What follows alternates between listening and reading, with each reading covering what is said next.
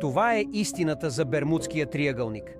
Всички теории, които са ви казали, са грешни. Там няма проклятие, извънземни или морско чудовище, което да сваля кораби и самолети. Всички тези теории са създадени целенасочено, за да ви подведат. Истината е, че Бермудският триъгълник е мястото, където кацат всички ракети, които не успеят да пробият небосвода. Правителството се опитва да разбие небесния свод от известно време, следователно операция Фишбол, където те изпратиха ядрени оръжия в атмосферата. Не можем да напуснем Земята заради този купол, поради което всички снимки на Земята са CGI. Когато ракетите се изстрелят във въздуха, всички те се извиват над небесния свод и кацат в Бермудския триъгълник.